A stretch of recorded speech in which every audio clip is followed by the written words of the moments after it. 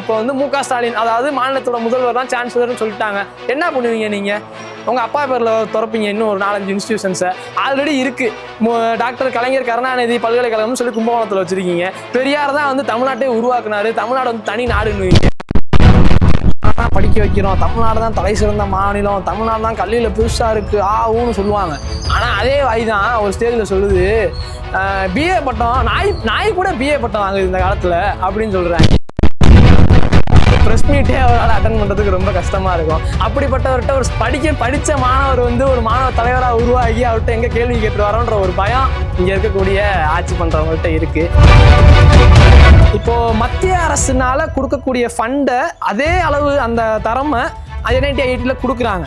அதே அளவை வந்து தமிழகத்தில் இருக்கக்கூடிய பல்கலைக்கழகத்திலையும் கொடுக்கலாம். ஆனால் இங்கே இருக்கக்கூடிய அரசாளர்கள் என்ன பண்ணுறாங்க, ஒரு சில்லறத்தனமான அரசியலை பண்ணிக்கிட்டு மாணவர்களுக்கு வந்து போதிய அடிப்படை வசதிகளே இல்லாத சூழலில் வந்துட்டு யூனிவர்சிட்டிஸ் வந்து நடத்திக்கிட்டு இருக்காங்க. யூனிவர்சிட்டி ஃபீஸ் கம்மியாக இருக்கும், ஏழைப்பட்ட மாணவர்கள் எல்லாம் வந்து படிக்கிறதுக்காக அப்ளிகேஷன் போடுறாங்க. அவங்களோட வாழ்க்கை என்ன ஆகுறது? 1000 பேர் அப்ளிகேஷன் போட்டு யூஜி அட்மிஷனே கேன்சல் பண்ணுறாங்க. யூஜி அட்மிஷனை கேன்சல் பண்ணிட்டு யூஜியே நடத்த முடியாது இந்த அரசாங்கம் பிஹெச்டி வந்து எப்படி தரமாக கொடுக்குது? தமிழ் நேயர்களுக்கு வணக்கம். இன்றைக்கி நம்மோடு இணைஞ்சிருக்க விருந்தினர் யார் அப்படின்னா அகில பாரத வித்தியாச பரிஷத்துடைய தென் தமிழகத்துடைய மாநில இணைச் செயலாளர் விஜயராகவன் அவர்கள் இன்றைக்கி நம்மோடு இணைஞ்சிருக்காரு. இந்த கல்வி நிலையங்கள் பற்றி பல விஷயங்கள் அவர்கிட்ட கேட்டு தெரிஞ்சு போவாங்க. சார் வணக்கம். வணக்கம். எப்படி இருக்கீங்க சார்? நல்லா இருக்கேன். நீங்கள் எப்படி இருக்கீங்க? Super sir, super. இந்த கல்வி நிலையங்கள் பற்றி பேசினோன்னே இப்போ பொதுவாக என்ன தகவல் வருது, என்ன கேள்வி கேட்கலாம், மற்ற மாநிலங்கள்லாம் வந்து இப்போ பீகாராக இருக்கலாம், யூபியாக இருக்கலாம், டெல்லியாக இருக்கலாம், கேரளாவாக இருக்கலாம், இந்த மாதிரி மற்ற மாநிலங்கள்லாம் வந்து மாணவ தேர்தலுங்கிறது அடிக்கடி நடக்குது. ஏவிபி ஜெயிச்சுது, கம்யூனிஸ்ட் ஜெயிச்சாங்க, காங்கிரஸ் தலைவர்கள் ஜெயிச்சாங்க, இந்த மாதிரி செய்திகள் அடிக்கடி நம்ம பார்க்க முடியுது. ஆனால் தமிழகத்தில் அந்த மாதிரி செய்திகள் இல்லை. அது எதனால் சார்? அந்த மாதிரி தேர்தல் எதுவும் நடக்குதா? கண்டிப்பாக இப்போது பார்த்துக்கிட்டோம்னா சமீப காலத்தில் நம்ம டெல்லி யூனிவர்சிட்டியாக இருக்கட்டும், பஞ்சாப் யூனிவர்சிட்டியாக இருக்கட்டும், புனேல இருக்கக்கூடிய யூனிவர்சிட்டியாக இருக்கட்டும், எல்லா பல்கலைக்கழகத்திலையும் அகில பாரதிய வித்தியார்த்தி பரிஷத் ABVP தேசிய மாணவர் அமைப்பு பெரும்பாரியான வாக்கு வித்தியாசத்தில் வெற்றி பெற்று பல்வேறு விதமான இடங்களில் பிரசிடெண்ட்டாகவும் ஜாயின்ட் செக்ரட்டரி அந்த மாதிரி பல்வேறு பொறுப்புகளில் வைத்து வந்துகிட்டு இருக்காங்க. தமிழ்நாட்டில் நீங்கள் கேட்குற கேள்வியை பொறுத்து நம்ம பார்த்துட்டோம்னா தமிழ்நாட்டில் இருக்கக்கூடிய சூழல் எப்படி இருக்குது அப்படின்றத பார்த்துட்டோம்னா தமிழ்நாட்டில் ஆட்சி பண்ணிட்டு இருக்கவங்களை பற்றி உங்களுக்கே தெரிஞ்சிருக்கும். எந்த கொம்பனாலும் குறை சொல்ல முடியாத ஆட்சியை கடந்த 4 வருஷமாக நம்மளுடைய முதல்வர் மு க ஸ்டாலின் அவர்கள் தன்னுடைய குடும்பத்தை வச்சு நம்ம என்ன சொல்கிறது, அவங்க நமக்கே தெரிஞ்சிருக்கு, அவங்க குடும்பத்தை வச்சு ஒரு ஆட்சி பண்ணிட்டு நடத்திட்டு வராரு. அப்படிப்பட்டவர்கிட்ட வந்துட்டு நம்ம வந்துட்டு ஒரு மாணவர் சங்க தேர்தல் பல்கலைக்கழகத்தில் அப்படி நடத்தணும் அப்படின்ற மாதிரி நம்ம பண்ணணும்னா என்ன நடக்கும் அப்படின்றத நம்ம விஷயத்த வந்து நம்ம யோசிக்க வேண்டியிருக்கு.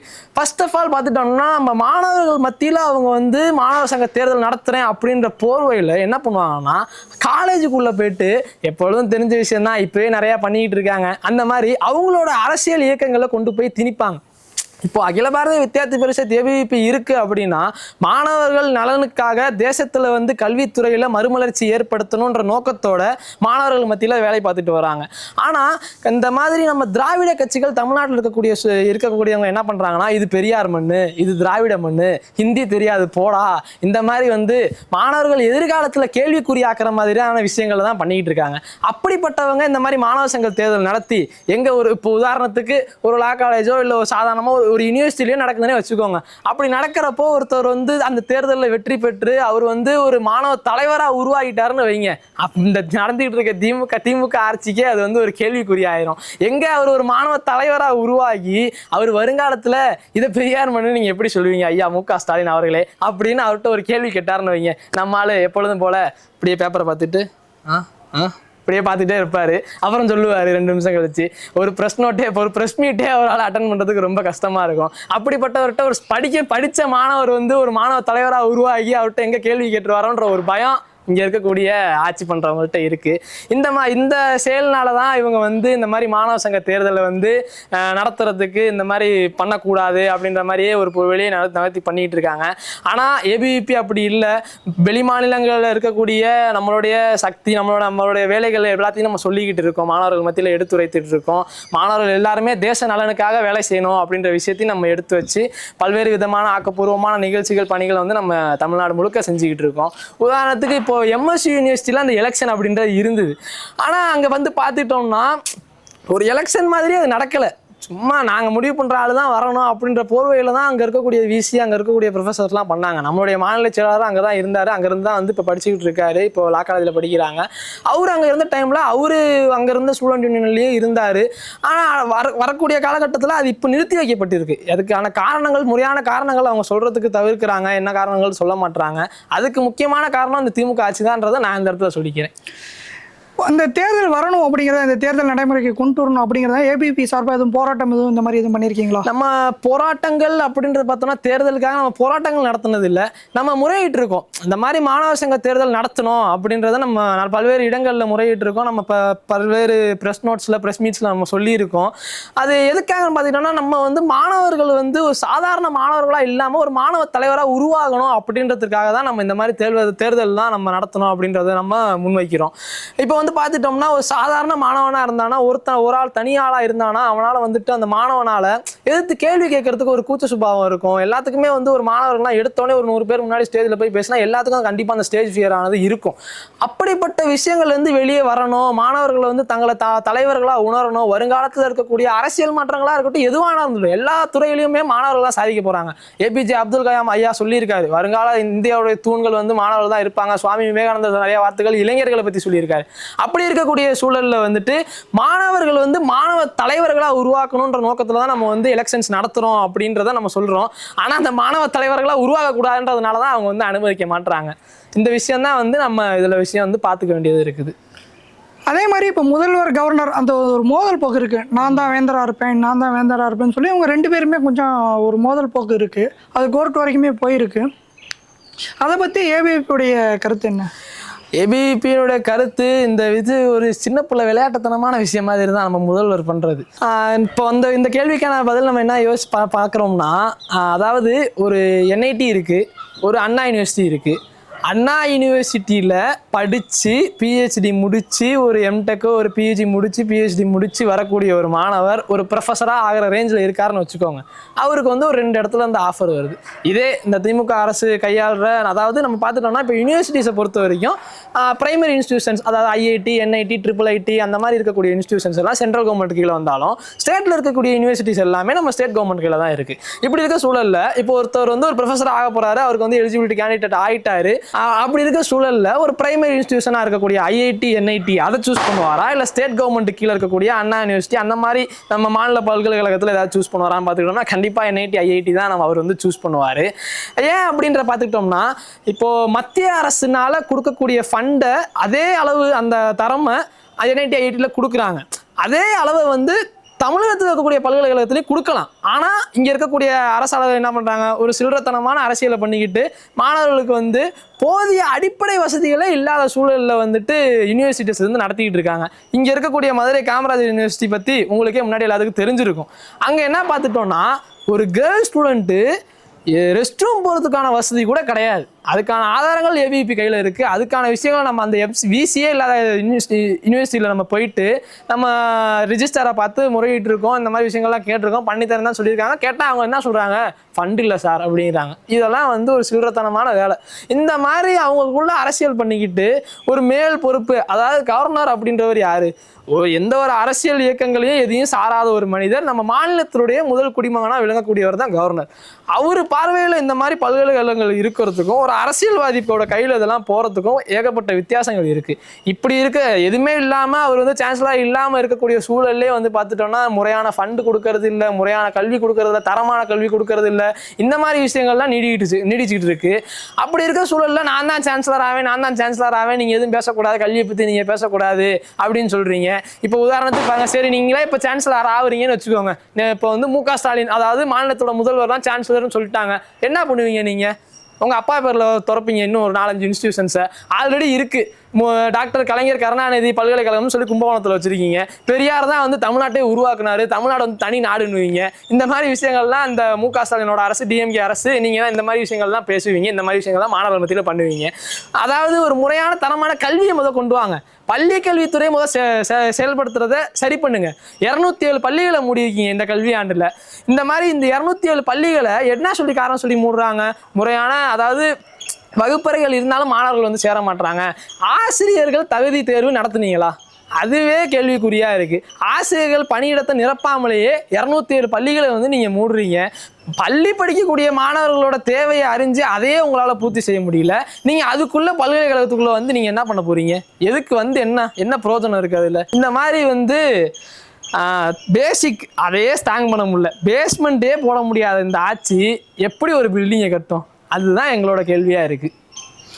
அதே மாதிரி இப்போ என்ன கவர்னர் வந்து ஒரு நிகழ்ச்சியில் சொல்லியிருந்தாரு, இன்றைக்கி படிக்கக்கூடிய பிஹெச்டி ஸ்டூடெண்ட்ஸ்க்கு வந்து அதற்கான அறிவு இல்லை, அதுக்கான முழு தகுதியை வளர்த்துக்கிட்டாமல் அதுக்கான பிஹெச்டி அப்படின்னு சொல்லி போட்டுக்கிறாங்க தவிர அந்த டாக்டரேட்டுக்கான அந்த முழு இல்லை அப்படிங்கிற மாதிரி சொல்லியிருக்காரு. இதை பற்றி உங்கள்கிட்ட கருத்து? அதாவது இந்த விஷயத்தை நம்ம எப்படி பார்க்கலாம்னா, அவர் சொன்ன விதம்ன்றது ஒன்று இருக்குது. கவர்னர் இப்படி சொன்ன விஷயத்த நம்ம எப்படி பார்க்குறோம் அப்படின்ற விஷயம் முதல்ல இருக்குது. அதாவது இங்கே இருக்கக்கூடிய அரசியல்வாதிகள் அது என்ன சொல்கிறாங்கன்னா, இங்கே இருக்கக்கூடிய அரசியல்வாதிகள் பற்றி நமக்கு நல்லாவே தெரிஞ்சிருக்கும். என்ன சொல்கிறாரு ஒருத்தர், இங்கே இருக்கிறவங்கலாம் நாங்கள் தான் படிக்க வைக்கிறோம், தமிழ்நாடு தான் தலை சிறந்த மாநிலம், தமிழ்நாடு தான் கல்வியில் பெருசாக இருக்குது ஊன்னு சொல்லுவாங்க.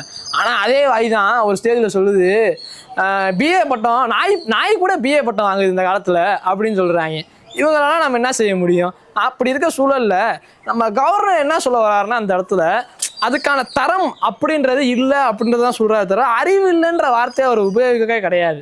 அதாவது கவர்னர் சொல்கிற விஷயம் கரெக்டு தான். ஏன்னா இப்போது ஒரு 10-20 வருஷத்துக்கு முன்னாடி பிஹெச்டி அப்படின்றது பார்த்தோம்னா ஒரு பெரிய ஸ்கோப்பில் அதாவது ரிசர்ச் அதை வந்து எப்படி பண்ணுறாங்கன்னா, எவ்வளோக்கு எவ்வளோ அதில் அந்த துறையில் ஆழமாக போக முடியுமோ அந்த அளவுக்கு அவங்க யோசித்து அந்த அளவுக்கு ரிசர்ச் பண்ணி அவங்களோட தீசிஸை ரெடி பண்ணுறாங்க. ஆனால் இப்போ இருக்கக்கூடிய காலத்தில் பார்த்துக்கிட்டோம்னா அந்த தீசிஸையும், அதாவது 10-20 வருஷத்துக்கு முன்னாடி எடுத்த தீசிஸையும் இப்போ இருக்க தீசிஸையும் எடுத்து பார்த்தீங்கன்னா அதில் வந்து 4வது சாப்டராக இருக்கிறது இதில் முதல் சாப்டராக இருக்கும், இதில் 10ஆக இருக்கிறது இதில் வந்து 2ஆவதாக இருக்கும். அது வந்து இதுக்கு உதாரணம் ஒன்று சொல்லலாம். நம்மளுடைய தேசிய கல்விக் கொள்கை, மாநில கல்விக் கொள்கை தான். தேசிய கல்விக் கொள்கை வந்துச்சு, அதில் இருந்துட்டு நாங்கள் வந்து தேசிய கல்விக் கொள்கையை எதிர்க்கிறோம் அப்படின்னு சொல்லிட்டு ஒரு கேவலமான அரசியலை பண்ணுறதுக்காக முதல்வர் மு.க. ஸ்டாலின் வந்துட்டு மாநில கல்விக் கொள்கை அப்படின்னு கொண்டு வந்தார். அதில் வந்து 8வது பக்கத்தில் இருக்குது, 2வது பக்கத்தில் இருக்குது. அந்த மாதிரி ஒரு நகல், அதாவது தேசிய கல்விக் கொள்கையோட காப்பி பண்ணி மாநில கல்விக் கொள்கைன்னு பேஸ்ட் பண்ணி அவர் வந்து மாநில கல்விக் கொள்கைன்னு அறிவிக்கிறாராம். இந்த மாதிரி ஒரு சில்லறத்தனமான கேவலமான அரசியலை வந்து மு.க. ஸ்டாலின் வந்து பண்ணுற சூழலில் கவர்னர் சொன்னதை நாங்கள் கரெக்டாக தான் சொல்கிறோம். ஏன்னா இப்போ படிக்கக்கூடியவங்க, பிஹெச்டி பண்ணக்கூடியவங்க, அவங்களோட கைடு கிட்ட ஒரு அமௌண்ட் அப்படியே கரப்ஷன் தான், எல்லாமே கரப்ஷன் தான், கல்வித்துறையிலையும் கரப்ஷன் தான். இப்போ வந்து மாட்டுத்தாவணி மதுரை மாட்டுத்தாவணி பழ மார்க்கெட்டில், பூ மார்க்கெட்டில் போயிட்டு 1 கிலோ பூ கொடுங்க, 1 கிலோ பழம் கொடுங்கன்னு நம்ம காசு கொடுத்து வாங்குற மாதிரி தான் இப்போ இருக்கக்கூடிய சீட்லாம். அதாவது ஒரு பிகாம் படிக்கணும்னா ஒரு பிகாம் செட்டு கொடுங்க அப்படின்னு காசு கொடுத்து வாங்கக்கூடிய சூழல் தான் இப்போ வந்து தமிழ்நாட்டில் இருக்குது. இந்த மாதிரி இருக்கக்கூடிய சூழலில் கவர்னரோட அவர் சொன்ன விஷயத்தை வந்து நம்ம ஏற்றுக்கிறோம். ஏன்னா அதுக்கான கல்விக்கான தரத்தை நம்ம வந்து கொடுக்க முடியல. இப்போ வந்து பாருங்க, இந்த எம்கே யூனிவர்சிட்டி ஆல்ரெடி நம்ம சொல்லியிருந்தோம், போன கல்வி ஆண்டில் 1000 பேர் யூஜிக்கு அப்ளிகேஷன் போட்டிருந்தாங்க. அந்த யூஜி அப்ளிகேஷன் எல்லாம் அங்கே விசியே இல்லாத ஒரு யூனிவர்சிட்டியில் ஒரு சிண்டிகேட்டு செனட் மெம்பரும் சேர்ந்து அவங்க இருக்கக்கூடியவங்களாம் பேசி ஒரு ப்ரெஸ் நோட்டில் என்ன சொல்கிறாங்க, ஒரு ப்ரெஸ் மீட் வச்சுட்டு அதில் வந்து அசால்ட்டாக மாணவர் வாழ்க்கையை பற்றி, அவங்க எதிர்காலத்தை பற்றி ஒரு கவலையே கிடையாது இந்த ஆட்சியில். அவங்க என்ன சொல்கிறாங்கன்னா, மாணவர்கள் இங்கே இருக்கக்கூடிய இன்ஃப்ராஸ்ட்ரக்சர் சரியில்லை, தேவையான இன்ஃப்ராஸ்ட்ரக்சர் இல்லை அப்படின்ற காரணத்தினால யூஜி அட்மிஷன் இந்த வருஷம் கேன்சல் பண்ணுறோன்னு சொல்கிறாங்க. எப்படி இந்த மாதிரி ஒரு 1000 பேர் யூனிவர்சிட்டி, சரி ஸ்டேட் யூனிவர்சிட்டி ஃபீஸ் கம்மியாக இருக்கும், ஏழைப்பட்ட மாணவர்கள் எல்லாம் வந்து படிக்கிறதுக்காக அப்ளிகேஷன் போடுறாங்க. அவங்களோட வாழ்க்கை என்ன ஆகுறது? 1000 பேர் அப்ளிகேஷன் போட்டு யூஜி அட்மிஷனே கேன்சல் பண்ணுறாங்க. யூஜி அட்மிஷனை கேன்சல் பண்ணிட்டு யூஜியே நடத்த முடியாத இந்த அரசாங்கம் பிஹெச்டி வந்து எப்படி தரமாக கொடுக்குது? அந்த கேள்வி தான் கவர்னர் வந்து அந்த இடத்துல முன் வச்சிருக்காரே தவிர அவங்கள அறிவில்லாத ஆட்கள் நம்ம யாருமே சொல்ல முடியாது. அதுக்கான தரம் அவங்களால கொடுக்க முடியல. இப்போது ஒரு கரப்ஷனை பண்ணிட்டு ஒரு பிஹெச்டி பண்ணிட்டு வந்துடுறாரு ஒருத்தர், அவர் வருகாலத்தில் வந்து ஒரு பேராசிரியராக ஜாயின் பண்ணுறப்போ அவர் கரப்ஷன் இல்லாமல் இருப்பாரா? நீங்களே சொல்லுங்கள். இந்த மாதிரி சூழல் தான் இந்த பிஹெச்டி பொறுத்த வரைக்கும் நம்ம இதில் இருக்குது. அதுக்காக தான் இந்த நெட் எக்ஸாம்ஸ்லாம் இப்போ வரக்கூடிய காலத்தில் வந்து நெட் எக்ஸாம்ஸ்லாம் நடத்திக்கிட்டு இருக்காங்க. அதில் தேர்ச்சி ஆகிறவங்க தான் வந்து நமக்கு உள்ளே கொண்டு வர முடியும். அந்த மாதிரி விஷயங்கள் இருக்குது. செட் எக்ஸாம்ஸு தலைவர் நடத்துகிறேன்னு சொல்லுவார், காசு வாங்குவார், 2000 வாங்கினாங்க. அது நம்ம ஏபிவிபியோட முறையீடுக்கு அப்புறமா தான் இப்போ எம்எஸ்சி யூனிவர்சிட்டியில் நடந்தது. கடந்த பிப்ரவரி மாதம் நம்ம மாநில மாநாடு இருந்தது. அதுலேயும் நம்ம வந்து தீர்மானங்கள் நிறைவேற்றிருந்தோம். செட் எக்ஸாம் வந்து அப்ளிகேஷன் ஃபீஸ் வாங்கிட்டு நடத்தாமல் இருக்காங்க, அந்த மாதிரி விஷயங்கள் நம்ம சொல்லியிருந்தோம். அதுக்கப்புறமா வந்து செட் எக்ஸாம் வந்து எம்எஸ்சி யூனிவர்சிட்டியில் நடந்தது. அதுக்கான ரிசல்ட் என்னாச்சுன்னு இப்போ வரைக்கும் தெரியல. என்ன நடக்குது, என்ன நிலவரத்தில் இருக்குன்னு தெரில. அதுக்கு எத்தனை பேர்ட்ட காசு வாங்கிட்டு பண்ணுறாங்கன்னு தெரில. எம்கே யூனிவர்சிட்டியில் நடந்தது. எம்கே யூனிவர்சிட்டியில் நடந்து இப்போ தான் சமீபமாக ஒரு வாரத்துக்கு முன்னாடி ரிசல்ட் வந்துச்சு. அதில் எவ்வளோ கரப்ஷன் நடந்ததுன்னு தெரில. இந்த மாதிரி எக்ஸாம் எழுதுறவங்களுக்கு கூட கரப்ஷன் பண்ணிட்டு உள்ளே வரதுனால அந்த ஃபீல்டே அப்படியே கரப்டட் ஃபீல்ட் ஆயிடுது. இந்த மாதிரி விஷயங்களை வந்து மாற்றி கொண்டு வரணுன்றதுக்காக தான் அரசியல் சாராத நபர்கிட்ட வந்து யூனிவர்சிட்டி இருக்கணுன்றதுக்காக தான் சான்சலர்ன்ற இடத்துல கவர்னர் உட்கார வைக்கிறாங்க. அப்படி இருக்கட்டும் போய் நான் தான் சான்சலர் ஆகணும்னு முன்னாடி நம்ம கேட்ட கேள்விக்கு நம்ம சொல்லியிருந்தோம். இந்த மாதிரி பேசுறதுனால மூலியமாக தான் அரசியல் அப்படின்றது வந்து கேவலமாக பண்ணிக்கிட்டு இருக்காங்க. மாணவர்கள் மத்தியில் எதுக்கு அரசியல், அதுதான் நம்ம சைட்லேருந்து கேட்குற விஷயமா இருக்குது. அதே மாதிரி அரசு ஹாஸ்டல் அதாவது விடுதியும் சரி, இப்போ வந்து அந்த சமூக நீதி விடுதி அப்படின்னு சொல்லி நிறைய இடத்துல பேர் மாற்றிருக்கிறதுமே நம்ம பார்த்துருப்போம். அதனுடைய தரமும் சரி, நிறையா இப்போது சின்ன சின்ன குட் கிராமத்தில் இருக்கவங்களுடைய ப்ரைவேட் ஹாஸ்டலில் போய் விரும்புகிறாங்க, ப்ரைவேட் காலேஜில் படித்து அந்த ஹாஸ்டலில் விரும்புகிறாங்க. அது எதனால் அந்த மாற்றம், அந்த மனமாற்றம் வந்துடுது? கண்டிப்பாக இப்போது அகில பாரதிய வித்யார்த்தி பரிஷத் நம்ம ஏவிபி தென் தமிழகம் சார்பாக வந்து பார்த்துட்டோம்னா கடந்த ஒரு 2 மாதங்களுக்கு முன்னாடி ஹாஸ்டல் தர்ஷன் அப்படின்ற பேரில் எல்லா கவர்மெண்ட் ஹாஸ்டல்ஸ்லையும் போயிட்டு நம்மளுடைய மாநில இணைச்சலாளர் இன்னும் 2 பேர் இருக்காங்க, அவங்க நம்மளுடைய கீழே இருக்கக்கூடிய நம்மளோட உறுப்பினர்கள், நம்மளுடைய பொறுப்பாளர்கள் எல்லாருமே போய் ஹாஸ்டல் மாணவர்களை போய் நேரில் சந்திச்சாங்க. அவங்களுக்கு என்ன குறைகள் இருக்குது, கவர்மெண்ட் ஹாஸ்டல்ஸை போய் நேரில் சந்திக்கிறப்போ அவங்க கூட உட்காந்து சாப்பிட்டோம். அங்கே இருக்கக்கூடிய சாப்பாடுகளை நம்ம சாப்பிட்றப்போ நமக்கு தெரியுது அவங்க வந்து என்ன மனநிலையில் இருக்காங்க. மற்றபடி ஏன் மற்ற ஆட்கள் இங்கே வரமாட்டாங்கன்னு என்ன பார்த்துக்கிட்டோம்னா, அதாவது இப்போ இந்த ஒரு விழா நடத்துனாங்க சென்னையில், சிவகார்த்திகேயன்லாம் கூப்பிட்டு வந்தாரு, நடிகர்கள்லாம் வந்திருந்தாங்க. அந்த மாதிரி ஒரு விழா நடத்துனாங்க. அதில் வந்து இந்த டிடி அக்கா வந்துட்டு சாம்பார் சாப்பிட்டு, அப்பா சாம்பார் தரமாக இருக்குது சார் அப்படின்றாங்க. அது அன்னைக்கு இருந்தால் வச்சுட்டு வந்துருப்பாங்க போல். அதில் ஒருத்தர் வந்து மெனு வாசிக்கிறாரு, கேழ்வரகு, அந்த கம்பு, அது இது எதோ சொல்கிறாரு. அதே ஸ்டேஜில் இன்னொரு அம்மா சொல்கிறாங்க, நாங்கள் எல்லா வாரமும் தரமான சாம்பார் கொடுக்குறோம், அப்படி எல்லா நாட்களும் தரமான சாம்பார் கொடுக்குறோம் அப்படிங்கிறாங்க. இப்படி இருக்கிற சூழலில் அதே தான் நடக்குது ஹாஸ்டல்லையும். டெய்லியும் சாம்பார் ரசம் தான் போடுறாங்களே தவிர, மாணவர்கள் வந்து படிக்கணும் அப்படின்னா முதல்ல அவங்க ஒழுங்காக சாப்பிடணும், அவங்களோட ஹெல்த்தை பார்த்துக்கணும். ஹெல்த்து சரியான உடல்நிலை சரியாக இருந்தால் தான் மனநிலை சரியாகும். மனநிலை சரியாக இருந்தால் ஆட்டோமேட்டிக்காக என்ன பண்ணுவான், படிக்கணும், அடுத்து இருக்கக்கூடிய விஷயங்கள் கவனிக்கணும், அந்த மாதிரி விஷயங்கள் அடுத்தடுத்து போக முடியும். பேசிக் ஒரு சாப்பாடு அவனோட பொதுவான தேவை. எல்லாருமே எதுக்காக ஓடுறோம்? ஒரு வேளை சாப்பாடு அந்த வயிற்றுக்காக. நம்ம சம்பாதிக்கிறதுலாம் எதுக்காக போகுது? சாப்பாடு அந்த வயிறுக்காக. நம்மளுடைய ஃபியூச்சர், நம்மளுடைய அலவன்ஸ், அந்த மாதிரி இந்த விஷயங்கள் இருந்தாலும் ஒரு அடிப்படை ஒரு மனிதனுக்கு தேவை சாப்பாடு. ஒரு வேளை சாப்பாடு, இந்த 3 வேளைகள் சாப்பாடு. அப்படி இருக்க விஷயங்களே கேள்விக்குறிகளாக இருக்குது. அதில் ஊழல் பண்ணுறாங்க. முட்டை கொடுத்தா அதில் ஊழல் பண்ணுறாங்க. எதை பண்ணாலும் ஊழல்னா சாப்பாடுக்கே வழி இல்லாமல் இருக்கிறது சூழலில் எப்படி கவர்மெண்ட் ஹாஸ்டல் நம்பி வருவாங்க? ப்ரைவேட் ஹாஸ்டலுக்கு தான் நோக்கி போவாங்க. அதனால அந்த மாதிரி சூழல் தானே இப்போ கவர்மெண்ட் ஸ்கூல் நடந்திருக்கு. அதனால தானே 207 ஸ்கூலை மூடினாங்க. இல்லைனா அது நடந்திருக்காதுல்ல. அந்த ஸ்கூலில் மாணவர்கள் சேர்ந்துருப்பாங்க, ஆசிரியர் இருந்தால் பாடம் கற்றுக் கொடுத்துருப்பாங்க. இந்த மாதிரி விஷயங்கள்லாம் நடந்திருக்குமே. நடக்காதனால தானே அவங்க ப்ரைவேட் ஸ்கூலை நோக்கி போகிறாங்க. இதெல்லாம் யார் பண்ணணும்? அரசாங்கம் தான் பண்ணணும். உடைய பல தகவல் நம்ம நேயரோட பயந்துக்கிட்டீங்க. ரொம்பவே நன்றிங்க சார். நன்றி.